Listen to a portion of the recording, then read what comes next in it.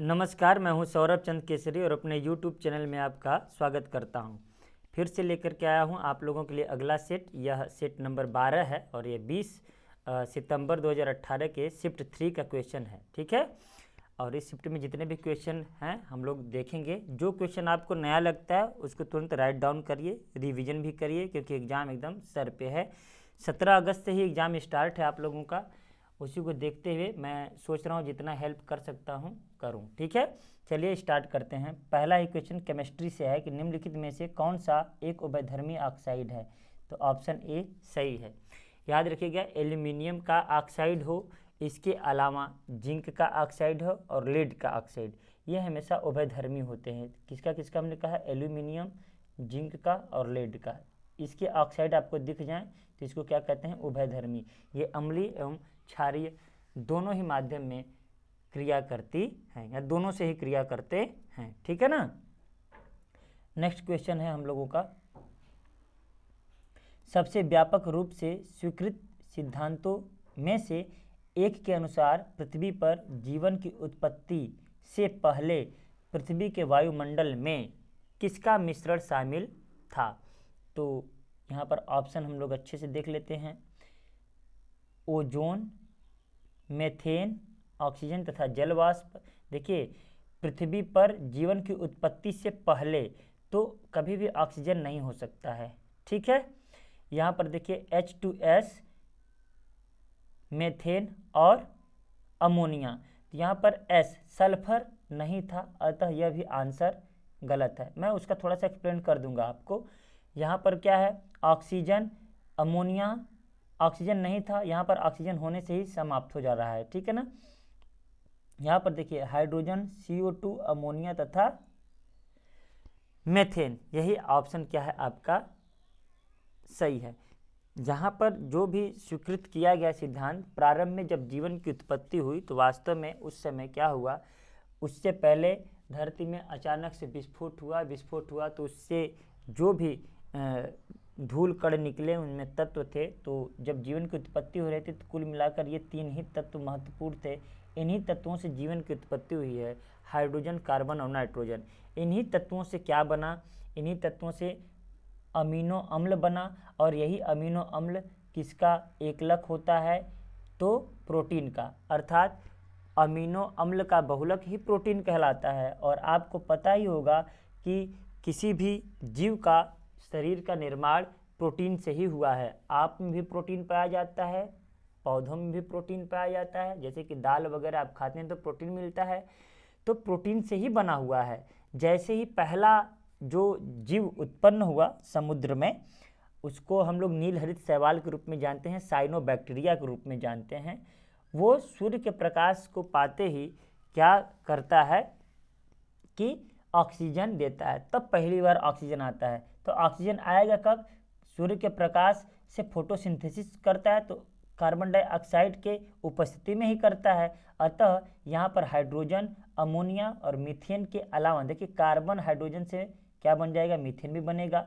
और यहाँ पर नाइट्रोजन हाइड्रोजन से आपका अमोनिया बन जाएगा और अकेले H2 भी बन जाएगा। यहाँ पर बनने वाला क्या है फिर, कार्बन डाइऑक्साइड। ये कार्बन डाइऑक्साइड की उपस्थिति के कारण ही बाद में मतलब ऑक्सीजन की उत्पत्ति हुई। अगर कार्बन डाइऑक्साइड नहीं होता तो ये मानकर चलिए कि जीवन की उत्पत्ति संभव होती ही नहीं। तो उम्मीद करता हूँ एक्सप्लेनेशन समझ में आया होगा आपको। और यहाँ इसके अनुसार ये जो ऑप्शन डी है वो ही आपका सही है। नेक्स्ट क्वेश्चन है हमारा सी, एक दोहरी अपघटन अभिक्रिया के दौरान अभिकारकों के बीच क्या आदान प्रदान किया जाता है। क्या पूछा है, दोहरी अपघटन अभिक्रिया। ठीक है ना। तो दोहरी अपघटन अभिक्रिया में अपघटन कब होता है, विद्युत अपघटन। अपघटन का मतलब विद्युत अपघटन। तो यहाँ पर आयनों का आदान प्रदान होता है। ठीक है ना। जैसे ये देखिए विद्युत अपघटन कब कहेंगे, मैं ऐसे ही कर देता हूँ। जैसे कि ये HCl है या फिर यूँ कहते हैं NaCl। ठीक है ना, NaCl है। तो ये अगर Na+, ठीक है ना, और Cl- में टूटते हैं तो इसको बोलते हैं विद्युत अपघटन। ये अपघटन की अभिक्रिया है। ठीक है। अब दो अभिकारकों के मतलब दौरान जो अभिकारकों के बीच आदान प्रदान होता है तो यही होता है। अब एक इक्वेशन के द्वारा मैं आपको समझा भी देता हूँ कि कैसे होता है, वरना कन्फ्यूजन आपको हो जाएगा। ठीक है, जैसे एक विलेन में हमने दो चीज़ डाल दिया है, ठीक है ना। चलिए ये मानकर चलिए जल है H2O, और इसमें हमने क्या कर दिया है NaCl, ठीक है ना। तो ये क्या हो गया NaCl, Na प्लस और Cl माइनस में टूट गया, ठीक है ना। ये अब यही अभिकारक जो है हमारे NaCl किसी अन्य के साथ कार्य कर रहे हैं, जैसे कि मानकर चलिए NH4, या फिर यूं कहें Cl के अलावा हम कुछ और ले लेते हैं, NH4I ले लेते हैं, ठीक है ना, अमोनियम आयोडाइड। तो अब यहाँ पर क्या हो गया, ये दोनों जब आपस में क्रिया करेंगे, मानकर चलिए जलीय विलयन में अगर लेंगे तो क्या आदान प्रदान होगा, ये प्लस होगा ये माइनस, तो ये प्लस इसके साथ हो जाएगा और ये प्लस इसके साथ हो जाएगा, मतलब NaI, ठीक है ना, और यहाँ पर NH4 और Cl, ठीक है ना। तो यहाँ पर क्या आदान प्रदान हुआ आयनों का, NH4 प्लस Cl माइनस के साथ चला गया और Na प्लस किसके साथ चला गया, I माइनस के साथ। तो यहाँ पर आयनों का आदान प्रदान होगा, यहाँ पर आंसर जो होगा हमारा डी सही होगा, ठीक है, यहाँ पर डी।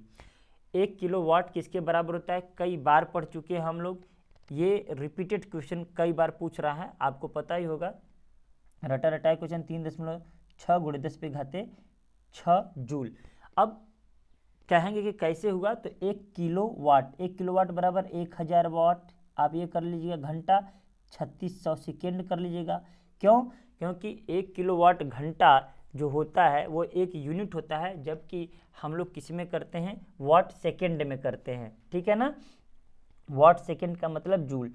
तो यहाँ पर देख लीजिएगा आपका क्या हो जाएगा, 1 2 3 4 5 तो ऐसे जीरो है, 36 × 10⁵5, लेकिन जैसे ही आप लिखेंगे तो यहाँ पर पॉइंट लगाएंगे तो यहाँ पर 6 हो जाता है, अतः 3.6 × 10⁻6 आंसर सही होगा, ठीक है। रिपीटेड क्वेश्चन है, आपको याद रहना चाहिए, ये नहीं आ रहा है तो मैंने जैसे हल किया वो हल करने आना चाहिए। न्यूटन के नियम कणों के लिए अच्छे सिद्ध नहीं होते हैं, किस प्रकार के कणों के लिए अच्छे सिद्ध नहीं होते हैं, क्या विश्रांति पर, उच्च वेग के साथ चलने पर, धीमे चलने पर, प्रकाश के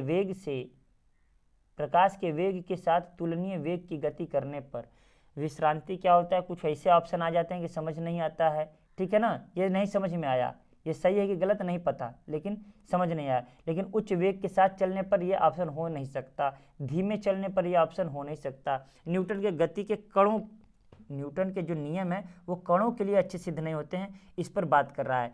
तो देखिए, जब हम प्रकाश के वेग के साथ किसी की तुलना करें, किसी के वेग की तुलना करें कि प्रकाश का वेग 3 × 10⁸ मीटर पर सेकेंड है, और किसी अन्य कण की बात करें तो वहाँ पर न्यूटन के जो नियम हैं अच्छे सिद्ध नहीं हो पाएंगे, ठीक है ना। तो यहाँ पर क्या हो जाएगा, ऑप्शन नंबर डी सही होगा। मैं तो चाहता हूँ कि अगर आपको यह नया क्वेश्चन दिख रहा है तो स्टार बनाकर इसको नोट बनाकर एक लिख लीजिए, ठीक है ना। बढ़ते हैं नेक्स्ट क्वेश्चन पे। 10 न्यूटन का एक क्षैतिज बल 5 किलोग्राम की एक वस्तु को बल की दिशा में 2 मीटर तक विस्थापित कर देता, किया गया कार्य बराबर F S, बस cos थीटा होता है, तो W बराबर बस कर दीजिए, कोई ज़रूरत नहीं है, कितना है F कितना है भाई, 10 न्यूटन है, लिख दिया हमने। S बराबर क्या होता है, विस्थापन कितना हुआ है, 2 मीटर हुआ है। इसके अलावा कुछ और चाहिए क्या आपको हल करने के लिए, हमें तो नहीं लगता कुछ चाहिए। तो 10 दूना 20 जूल जहाँ दिख रहा है हो गया आंसर आपका, ठीक है। देखिए यहाँ पर 2 मीटर जो दिया है ना, आपको कंफ्यूज करने के लिए दिया है, क्योंकि 2 मीटर विस्थापित करा है ना, कार्य पूछ रहा है बस, और कुछ तो पूछ है नहीं रहा है। तो यहाँ पर अगर पिंड है, यहाँ पर मैं फिर से हल करके, हल क्या करना आप समझ गए होंगे, ये पिंड है, अगर मैं इसको धक्का दे रहा हूँ तो ये पिंड कहाँ आ गया, यहाँ पर मानकर चलते कि 2 मीटर की दूरी है, ठीक है ना। तो बस कितना बल लगाए हैं, 10 न्यूटन का बल लगाए हैं, ठीक, और कितना विस्थापन हुआ है, 2 मीटर का विस्थापन हुआ है। और हमें केजी से क्या मतलब है, कोई मतलब नहीं है, तो केजी कंफ्यूज करने के लिए दे दिया है बस, ठीक है। तो 10 दूना 20 यही आंसर सही होगा। आपको ये केजी क्या दिया है, कंफ्यूज करने के लिए दिया है, जबकि हमने कह दिया मीटर के लिए। तो उम्मीद करता हूँ ये समझ में आया होगा, कार्य पढ़ा चुके हैं, अच्छे से कर लेंगे आप। ये देखिए, जब मेंडलीव ने अपना काम शुरू किया था तब उस समय कितने तत्व ज्ञात थे? 63 तत्व ज्ञात थे। याद रखिएगा, हमने लिखवाया भी है, 63 तत्व क्या थे? ज्ञात थे। ठीक है। लेकिन जब धातु और अधातु का वर्गीकरण लेवाइसिए ने किया था तो उस समय 54 तत्व ज्ञात थे। लेवाइसिए ने कब किया था? 1828-29 की बात है। ठीक है ना। जबकि मेंडलीव 1863 से 1869 के बीच की बात है। तो मेंडलीव की जब बात आती है तो 1869 और 1869 आते आते लगभग 63 तत्वों के बारे में जानकारी प्राप्त हो चुकी थी। तो 63 तत्व आपका आंसर सही होगा। ठीक है ना। जबकि प्रारंभ में कुल 118 तत्व है। ठीक है। चलिए 8वां क्वेश्चन कह रहा है कि पौधे द्वारा अतिरिक्त जल से छुटकारा पा सकते हैं। पौधे किसके द्वारा अतिरिक्त जल से छुटकारा पा सकते हैं? तो यहाँ पर क्या होगा? वाष्पोत्सर्जन। क्यों? क्योंकि वाष्पोत्सर्जन में क्या हो जाता है? जल अवशोषित हो जाता है। अतः मतलब क्या होता है कि यहाँ से पानी उड़ने लगता है पौधों में, तो अतिरिक्त जल चाहिए कि नहीं चाहिए अपने पौधों के लिए। इसलिए यहाँ पर अतिरिक्त जल से छुटकारा कैसे पा सकते हैं? वाष्पोत्सर्जन के द्वारा। ठीक है। अगला क्वेश्चन कि जब किसी प्रतिरक्षा बल F को विपरीत दिशा में लगाया जाता है तो दिशा के बीच कितने कोण बनते हैं? ये मैं नहीं बताऊंगा, आप अपने से बताएंगे, मैं बस डायग्राम बता दूंगा आपको। देखिए यहाँ पर ये क्या है? ये एक पिंड, ये पहले तो ये धरती है मानकर चलिए। ठीक है ना। ये एक पिंड है। ठीक है। पिंड है।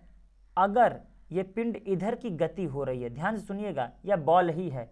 ये क्या है? मैं इसको बॉल बना देता हूँ और ज़्यादा अच्छे से समझ में आएगा। ये क्या है? ये बॉल है। ये बॉल इधर चल रही है, लेकिन घर्षण बल इधर लग रहा है, तभी तो ये एक निश्चित दूरी जा करके रुक जाएगी। तो अब आप बताइए कि ये बल इधर का लग रहा है, ये हो गया हमारा विस्थापन S और ये लग गया बल F। तो यहाँ पर कौन सा एंगल बन रहा है? एक सीधी लाइन बन रही है ना, एक सीधी लाइन का एंगल कौन बनता है? आप समझ गए होंगे। और यहाँ पर आंसर जो होगा 180 डिग्री। उम्मीद करता हूँ समझ में आया होगा। 1 पिकोमीटर PM बराबर कितना होता है? मीटर किसके बराबर होता है? तो याद रखिए 10⁻12 मीटर के बराबर होता है। 1 पिकोमीटर की बात कह रहा है। 1 पिकोमीटर बराबर 10⁻−12 मीटर, लेकिन यही 1 मीटर बोलता तो ये आंसर सही होता। समझ में आया? इस बात को ध्यान में रखिएगा कि मैं लिख देता हूं कि कितना आप लोगों के लिए क्या क्या महत्वपूर्ण है। ठीक है। आपके लिए ये महत्वपूर्ण क्या क्या है मैं वो बता देता हूं। एक तो क्या याद रखना है आपको? एक माइक्रोन। माइक्रोन मतलब माइक्रोमीटर। यहाँ पर मीटर लिख सकते हैं, नहीं भी लिखेंगे चलेगा। 10⁻⁻6 मीटर। ठीक है। तो वही जब 1 मीटर पूछेगा तो 10⁻6 हो जाएगा। ठीक है ना। ठीक उल्टा 1 नैनोमीटर अगर बात करें तो 10⁻⁻9 मीटर। अब यहीं 1 मीटर में कितने नैनोमीटर होगा? तो 10⁻9 हो जाएगा, माइनस हट जाएगा। अब यही पूछ दिया 1 एंगस्ट्रॉम तो 10⁻10 मीटर, और 1 मीटर में 10⁻10 एंगस्ट्रॉम।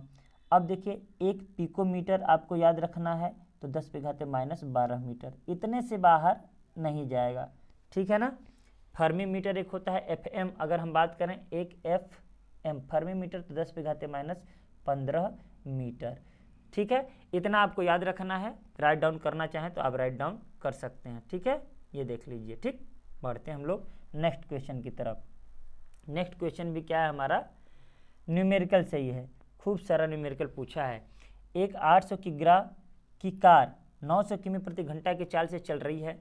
ब्रेक लगने के 5 सेकेंड बाद, ठीक है ना, कितना सेकेंड बाद? 5 सेकेंड बाद यह कार रुकती है। ब्रेक द्वारा लागू किया गया बल कितना होगा? देखिए अब फिर से सवाल जब लगाने हों तो हमने कहा कि पहले तो लिख लीजिए क्या है? M का वैल्यू दिया है 800 kg। ठीक है। अब क्या दिया है? चाल दिया है, या वेलोसिटी हम कह सकते हैं, वेग। ठीक है ना। वेग दिया है। वेग कितना दिया है आपका? तो आप कहेंगे 90 किमी प्रति घंटा दिया है। ठीक है ना। अब देखिए टाइम कितना दिया है? 5 सेकेंड बाद रुकती है। समय कितना दिया है? 5 सेकेंड।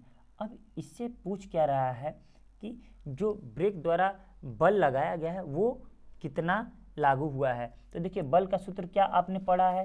F = ma। पढ़े हैं कि नहीं? तो m का वैल्यू कितना है 800 kg है, दिया ही है, ठीक है ना।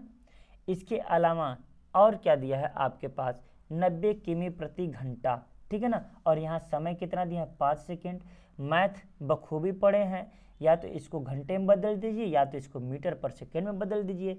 तो किमी प्रति घंटा को मीटर पर सेकेंड में बदलने के लिए हम क्या करते हैं 5/18 से गुणा कर देते हैं, यही ना पढ़े हैं। तो 5/18 से गुणा करेंगे तो 18 5 90, तो 5 5 25 आ जाएगा, तो 25 मीटर पर सेकेंड रहेगा।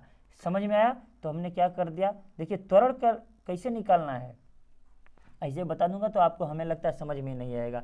F बराबर ma, ठीक है, यहाँ पर लिख दिया। और a क्या होता है त्वरण होता है, तो a बराबर वेग परिवर्तन की दर, ठीक है ना, बटे समय, ठीक है ना। वेग परिवर्तन की दर को कैसे हल करें यहाँ पर वो भी बता दूं।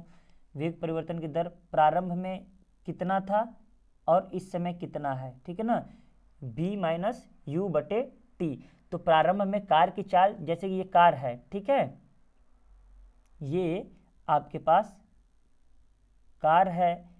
अब ये कार जो है शुरू में तो अभी स्थिर अवस्था में है, तो मतलब u बराबर इस समय जीरो है प्रारंभिक वेग। अब ये चलना स्टार्ट कर दी तो अंतिम वेग हो गया। तो अंतिम वेग कितना था 25 मीटर पर सेकेंड, 90 किलोमीटर पर घंटा, ठीक है ना। तो यहाँ पर a का वैल्यू आप निकाल लीजिए। a का वैल्यू कैसे निकालेंगे, तो 25 माइनस 0 लिखना है तो 25 लिखता हूँ, और t कितना है 5 सेकेंड में, तो 5 5 25, 5 मीटर पर सेकेंड स्क्वायर त्वरण हो गया। अब देखिए द्रव्यमान कितना दिया है, द्रव्यमान हम लोग 800 किलोग्राम है, तो 800 गुणते 5 लिख दीजिए। इसको आप हल कर दीजिए तो 8 पंजे क्या आ जाएगा 40, 40 पर 2 जीरो, इतना न्यूटन हो गया बल। उम्मीद करता हूँ ये समझ में आया होगा। अब लग रहा होगा कि यहाँ पर हौच पौच हो गया, तो ये थोड़ा सा छोटा कर दे रहा हूँ। अब देखिएगा समझ सकते हैं आप कि यहाँ पर क्या है, द्रव्यमान 800 किलोग्राम है और वेग 90 किमी प्रति घंटा दिया है, 5 सेकेंड में रुकता है। तो यहाँ पर बल पूछ रहा है, जो ब्रेक लगा उसके द्वारा बल कितना है, तो F बराबर ma, a क्या है त्वरण है, और त्वरण बराबर हमें पता है वेग परिवर्तन की दर को त्वरण कहते हैं। तो वेग परिवर्तन कितना हुआ है भाई, पहले 0 था बाद में 90 हो गया, ठीक है ना। अब 90 से 0 हो गया तो ये वेग परिवर्तन है, ठीक है। देखिए प्रारंभ में भी u बराबर 0 होता है, और जब ब्रेक लगा कर रोक दिए तो लास्ट में भी क्या हो गया v बराबर 0 हो गया, ठीक है ना। तो अब v बराबर 0 हो गया तो बीच में प्रारंभ में यहाँ पर 90 था, तो वही बात आएगा। तो जब ब्रेक लग रहा है तो u बराबर 90 हो गया, मैंने हालांकि v बराबर 90 लिख दिया, तो ये u बराबर है, तो कोई दिक्कत नहीं आने वाला है, आंसर आपका सेम ही आएगा, ठीक है। तो त्वरण निकल गया आपका, तो समझिए आंसर क्लियर हो गया। अब यहाँ से हम लोग क्वेश्चन आगे की ओर बढ़ते हैं, ठीक है। यहाँ पर आपको 8 पंजे 40 दिया था ना, तो 40 का 2 जीरो, 4000 न्यूटन आंसर होगा। सवाल कोई भी कठिन नहीं है, बस आपको समझना है। आइए नेक्स्ट क्वेश्चन हम लोग करते हैं। 12 नंबर का क्वेश्चन है। क्वेश्चन कुछ इस प्रकार के, यदि पूर्व की ओर प्रक्षेपित अल्फा कण को चुंबकीय क्षेत्र द्वारा उत्तर की ओर विक्षेपित कर दिया जाता है तो उस चुंबकीय क्षेत्र की दिशा क्या होगी। शायद यह क्वेश्चन, मुझे अभी तक याद है कि यह क्वेश्चन हम लोग एक बार फिर से किए हैं, और मुझे याद है कि इसका आंसर पूर्व की ओर है। अरे पूर्व की ओर प्रक्षेपित करने पर इसका उत्तर जो था डाउनवर्ड था, अधोमुखी था।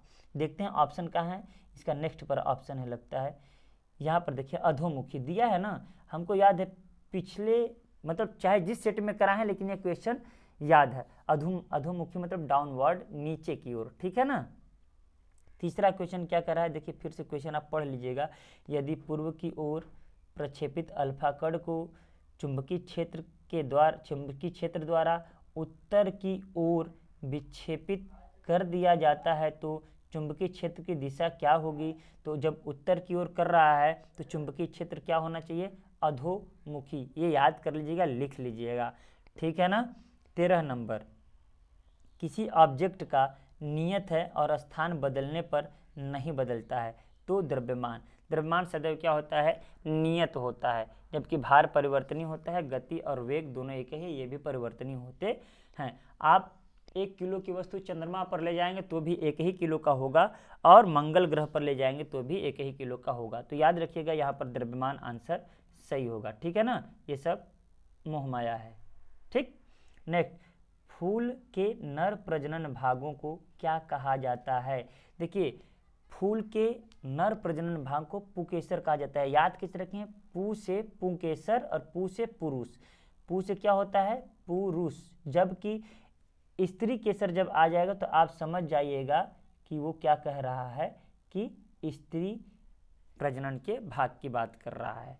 ठीक है, इस पर एक वीडियो बनाने का आग्रह एक स्टूडेंट द्वारा आया था, इस पर वीडियो आज बनाने का प्रयास मैं करूंगा। अब यहां पर देखिए क्या है, एक माध्यम जिसका अपवर्तनांक 1.5 है, ठीक है ना, में प्रकाश की गति क्या होगी?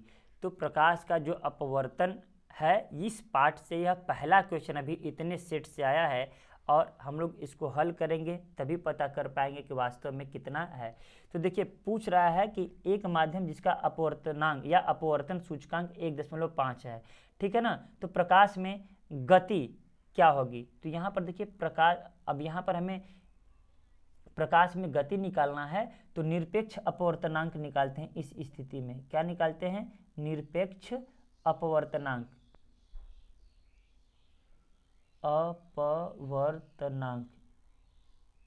तो ये कैसे निकलता है? ये निरपेक्ष अपवर्तनांक निकलता है कि निर्वात में प्रकाश की चाल कितनी है।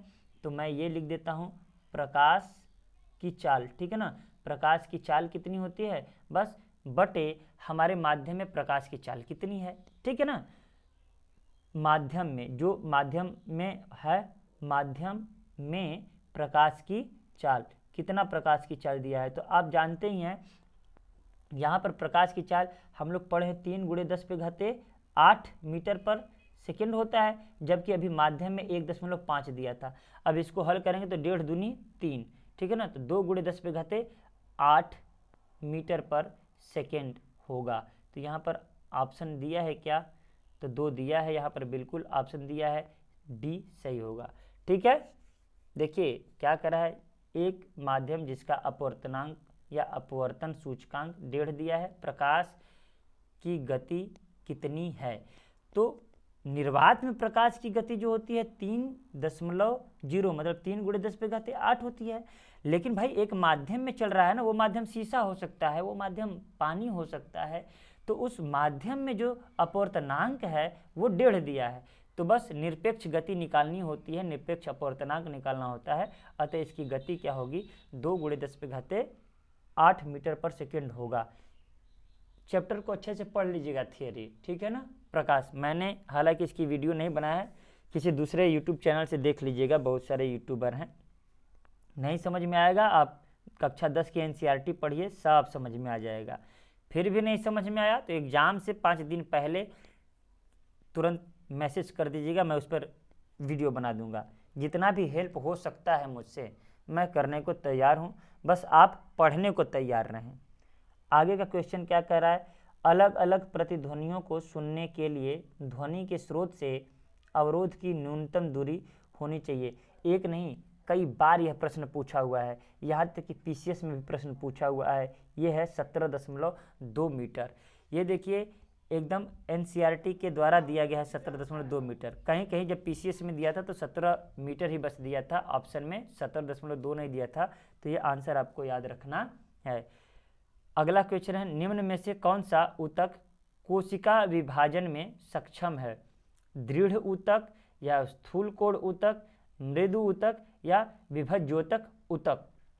तो यहाँ पर आपका ट्रिक क्या बन जाएगा, विभाजन यहीं से दिख रहा है, विभज्योतक। तो यहाँ पर ऑप्शन क्या हो जाएगा, डी सही है।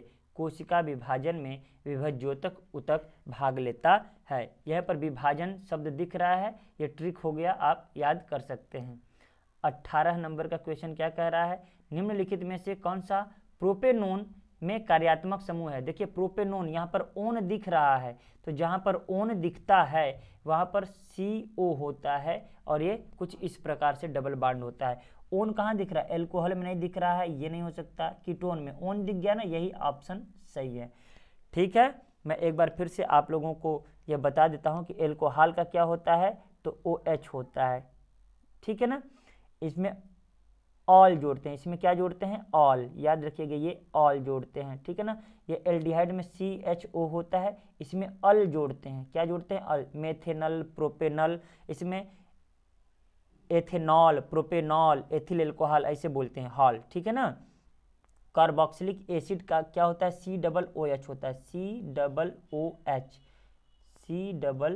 COOH, ठीक है ना। इसका समूह का पहचान है, कीटोन में बता दिया हूँ ये है, इसमें ओन जुड़ता है और इसमें क्या जुड़ता है, कार्बोक्सिलिक एसिड में ओइक अम्ल जुड़ता है, लिख लीजिएगा सुन करके है, ओइक अम्ल, ओइक एसिड किस में जुड़ता है, कार्बोक्सिलिक एसिड ग्रुप में।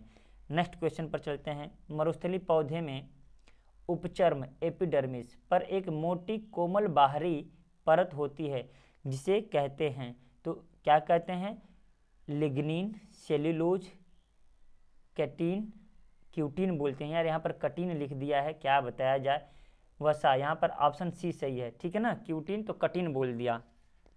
चलिए अब यहाँ पर क्या है, नेक्स्ट क्वेश्चन, यह आंसर समझ में आया होगा आपको, ये कटीन नहीं क्यूटीन है, बस कटीन लिखा है तो समझ जाइएगा। एक प्रतिरोधक की लंबाई L, उसके अनुप्रस्थ भाग का क्षेत्रफल A है और प्रतिरोध R है। एक अन्य प्रतिरोधक जो उसी पदार्थ से बना है, लंबाई L/2 है, अनुप्रस्थ भाग का क्षेत्रफल 2A है, उसका प्रतिरोध कितना होगा। अब ये देखिए न्यूमेरिकल टाइप है, मैं चाह रहा हूँ कि मैं आपको अच्छे से इस टॉपिक को समझा दूँ, 20वां क्वेश्चन आ गया तो आंसर आप खुद ब खुद दे लेंगे, ठीक है। चलिए तो स्टार्ट करते हैं। देखिए जो चालकता है, ठीक है ना, वो किस पर निर्भर करता है, तार की प्रकृति पर निर्भर करता है, लेकिन प्रतिरोध किस पर निर्भर करता है, तार की लंबाई पर और उसकी मोटाई पर।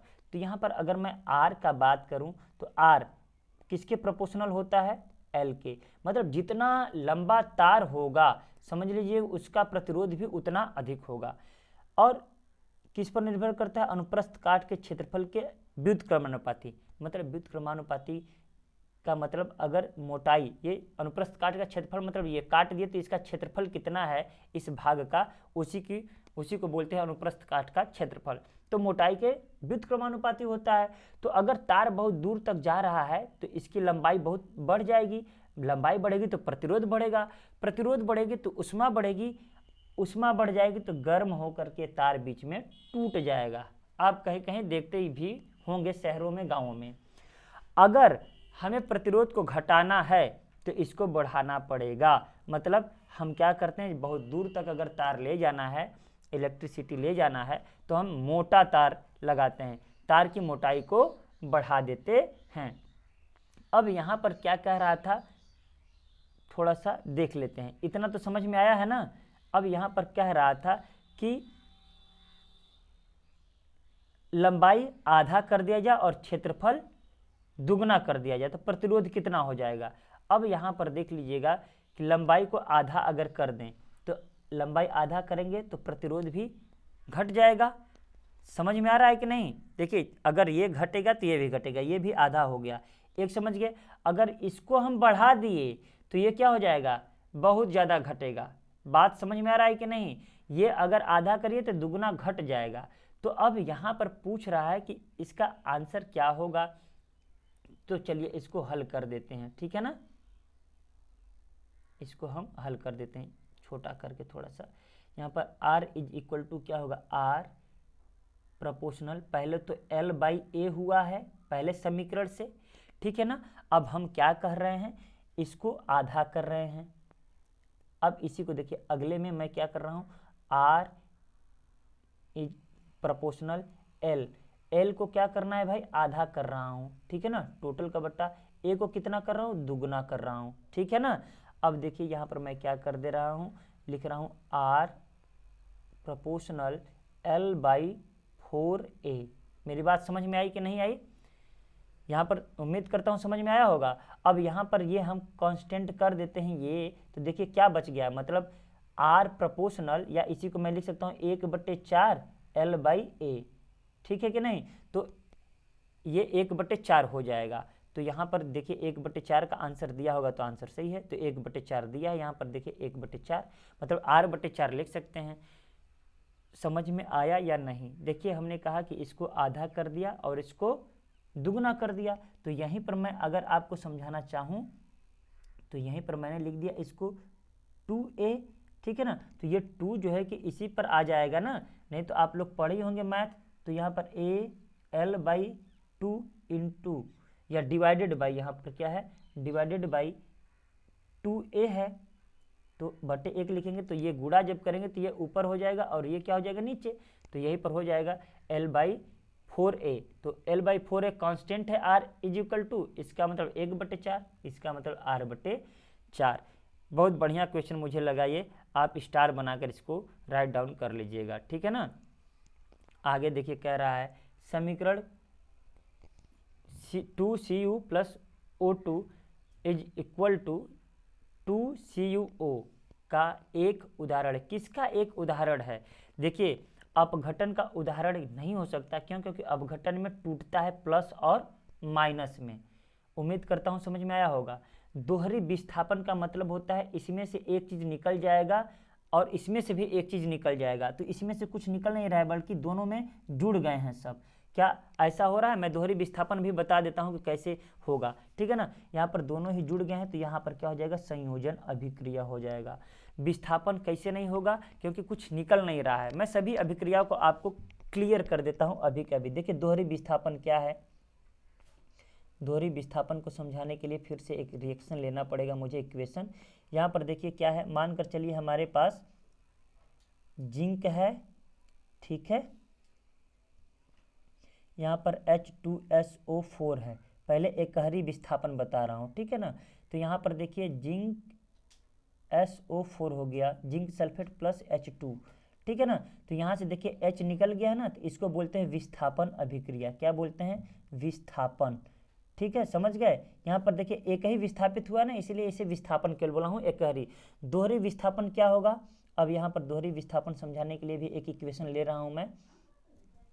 यहाँ पर देखिए HCl है प्लस NaOH है, ठीक है ना।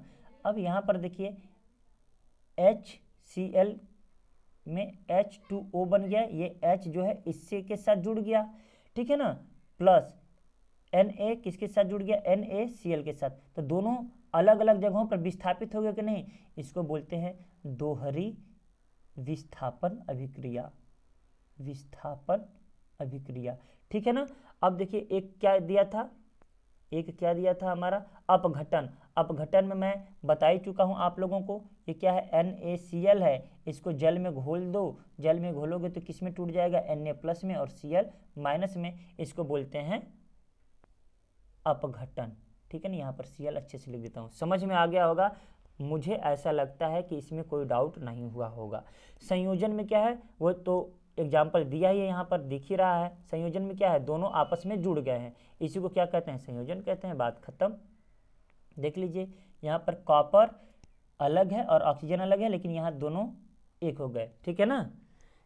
यहाँ पर संयोजन हो गया, मैं और तुम गर हम हो जाएं, यहाँ पर मैं और तुम हम हो गए हैं, तो संयोजन हुआ है। बात खत्म।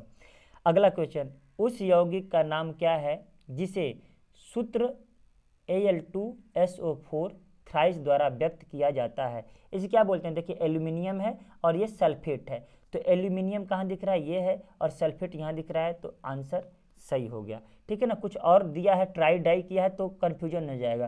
ट्राई और डाई कुछ नहीं दिया है, option number A aluminium sulphate, ठीक है ना। उम्मीद करता हूँ समझ में आया होगा। अगर कुछ अलग देता, जैसे कि ये 2 बार है एल्यूमिनियम, तो डाई एल्यूमिनियम ट्राई सल्फेट ऐसे भी दे सकता था, लेकिन इसका नाम क्या है? Aluminium sulphate. ये यही सूत्र क्यों लिखा गया है? सूत्र लिखने का तरीका हमने बताया था आप लोगों को कि एल्यूमिनियम पे कितना चार्ज होता है? एल्यूमिनियम पे +3 चार्ज होता है, जबकि सल्फेट SO4 पर -2 चार्ज होता है। जब सूत्र लिखेंगे तो ये 2 यहाँ लिखा जाएगा और ये 3 यहाँ लिखा जाएगा, इसलिए फार्मूला वैसा लिखा गया है, ठीक है। आगे बढ़ें। आगे अंतिम क्वेश्चन है, 12 ओम के एक प्रतिरोध में इतना मतलब 1 एम्पियर की स्थिर विद्युत धारा प्रवाहित होती है। इस प्रतिरोध से 1 मिनट में प्रवाहित होने वाले आवेश की मात्रा ज्ञात कीजिए। विद्युत चैप्टर खूब बढ़िया से पढ़ लीजिएगा, क्योंकि बार बार क्वेश्चन आ रहे हैं। तो चलिए बात करते हैं आवेश बराबर क्या होता है, Q बराबर IT।